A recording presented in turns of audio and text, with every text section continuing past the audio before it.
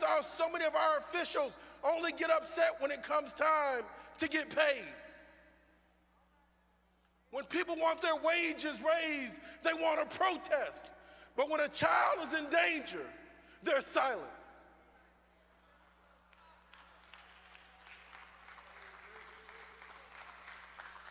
People want to fight for a tax cut, a tax break. But when a child is stuck at the border, they're silent. I don't know about your soul, but I know the good Lord is going to have something to say to each and every one of us about our collective and individual responsibility to protect children. Children. The good Lord was once upon a time a child. Children. Nothing has changed fundamentally in human development. And really, I would like to see us move beyond the word education and talk about human development. Children need human development, not the reading, writing, and arithmetic only. Children need culture. Children need nutrition. Children need education.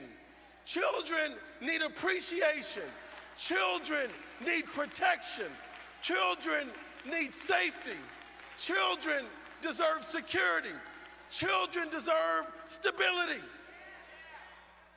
When we saw the housing crisis and the banks get repaid and refortified, and the children and the families, the women and the children got displaced and kicked out of their home, these are the seeds and the fruit that have now germinated, that are now coming to fruition, that is creating a cloud of inferiority over our children's head that is making a rise in the suicide rate. Why do we march on the Dan Ryan today? It's unacceptable to have 1,212 people shot or killed in the city of Chicago by the end of June. 48 people have been shot or killed by the 1st of July to the 7th of July in Chicago. It's happening, ladies and gentlemen, across the nation. What would I like to see happen? I don't want to fix the blame. I want to fix the problem. I would love to see the Center for Disease Control be brought front and center. Someone would ask, why do you want to see the Center for Disease Control brought front and center? I'm glad you asked. If we label racism as a disease, if we label cruelty to children as a disease, if we label beating on women as a disease, then we can begin to create the necessary prescription and antidote to fix the problem. Ladies and gentlemen, it is a highly communicable strand of a venereal virus having racism in your head. It's a venereal communicable disease. What does that mean? That means it can be socially transmitted by those that inhale it, those that have the MRSAs. It's the same disease. When the president talks down to the children, when the president turns his back on the young man that was a hero in the Waffle House to stop gun violence, when the president and the Congress, former and past presidents, won't come out of retirement to speak up and stand up against a bigot and a racist, we have a problem. Nowhere in the Bible does it discuss retirement. I want to wear out. I don't want to rust out. If you've got gray on your head, if your limbs still work, and the good Lord has you here, you better stand up and do something.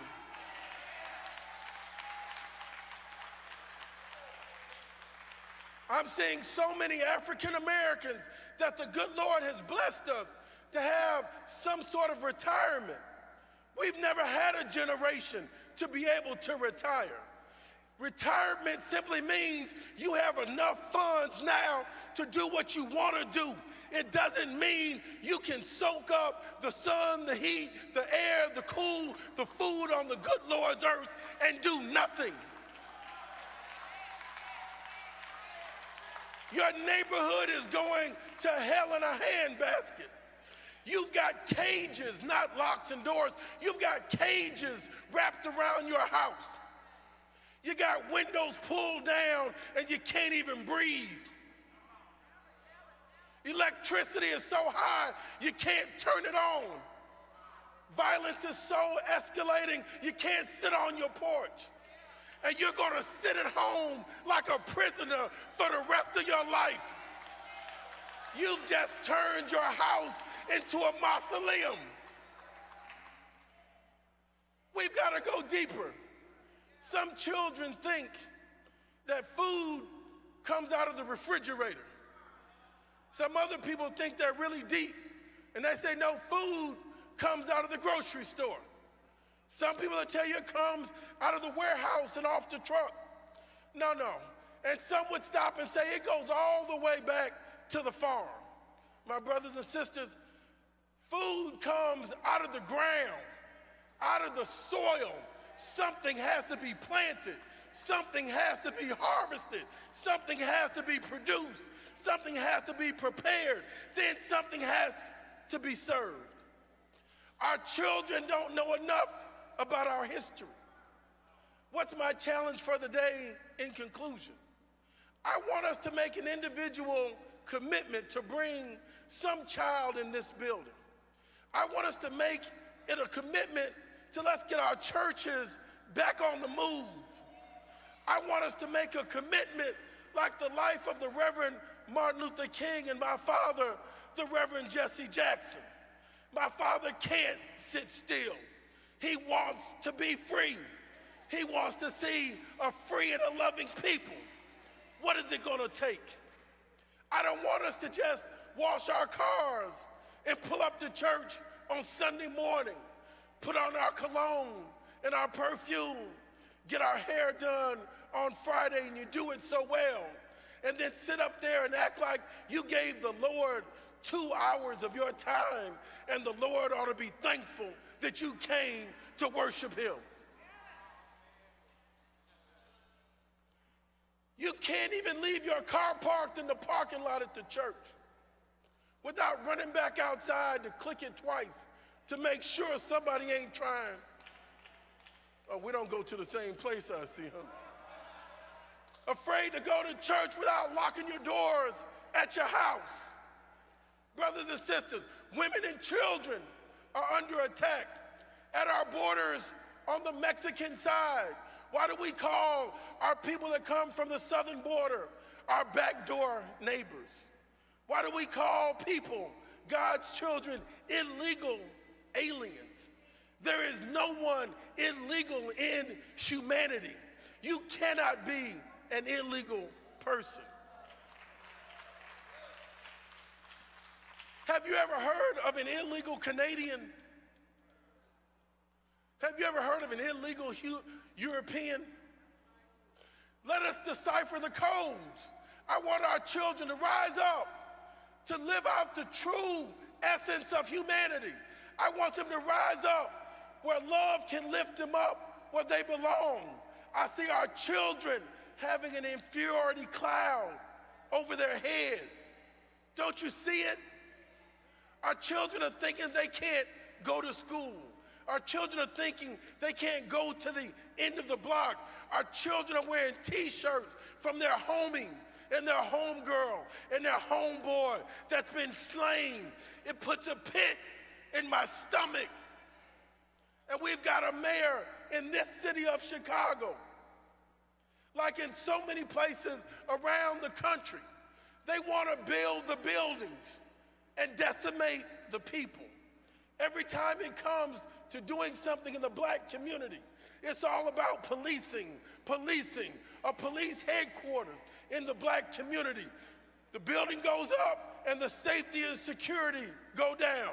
They want to build a police academy in the black community. The building goes up and the safety and security go down? When are we going to stand up and say, I'm not going to take it no more? Aren't you tired of seeing a child in a casket? What are you waiting on? You or I could be next. What are we doing with our churches, with our community members? I want people to go to the picnics today. I want them to party, and I want them to have fun all over the city.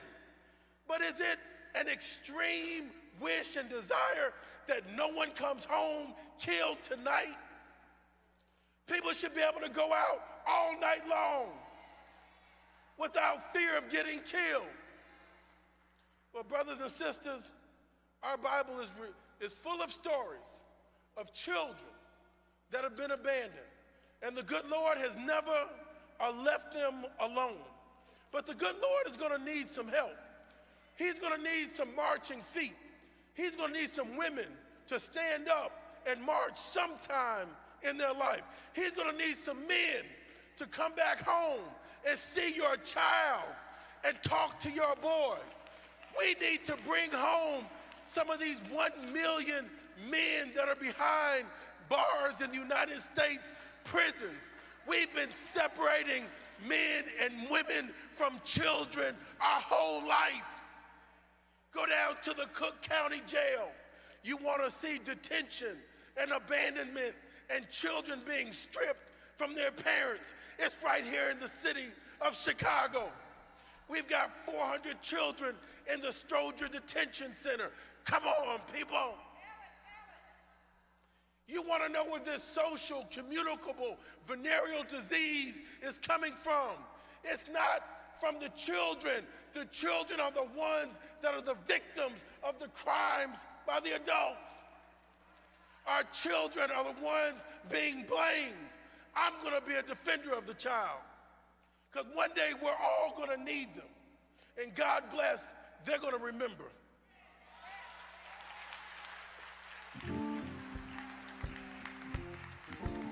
Come on, is anybody glad and grateful this morning? Come on, stand to your feet, everybody. Come on, we all know this song. We're going to sing it together, okay? Come on, stand if you're able. Come on, everybody, say, thank you, Lord. Thank you for all that you've done thus far. Come on, help me say, thank you for being. Oh, come on, I can hear you say, thank you for food on my table. I know your name. I want to say, come on, everybody, lift your voice and say, oh, thank you for. Come on, everybody say thank you, Lord.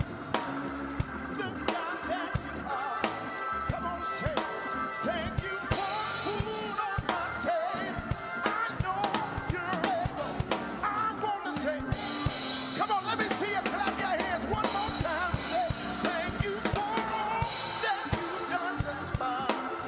Come on, say, thank you for being the God that you are. Say, thank you for food on my table. I know you're able. I want to say, come on, put your hands together, everybody.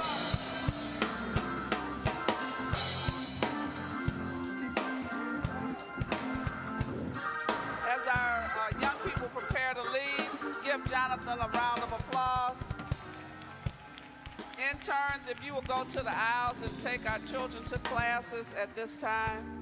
Just the interns and instructors should be moving to the aisles. The rest of you go into your wallets and your pocketbooks, your purses. All of this costs us some money, and we need your support. Those who are still watching, you can join PUSH, go to rainbowpush.org. Our young people should be standing and moving towards the aisles. All of you now. Move in the center. By next week, they're going to learn to get up when I say move. Move now. Wake up and move. One of the challenges we have with our young people is teaching them to sit through programs that are not entertaining but informative. And that's the value of church. It's teaching them to listen for information that can empower and encourage them. And so we have to have patience and we have to have discipline. Those of you who are seated, those of you who will give us $100 or more, I need you to raise your hand, write your checks, and we have envelopes for you to put them in. Those of you who will give $50 or more, raise your hand and write your checks and put it in the envelopes that we can provide. Thank the Push Choir for $50.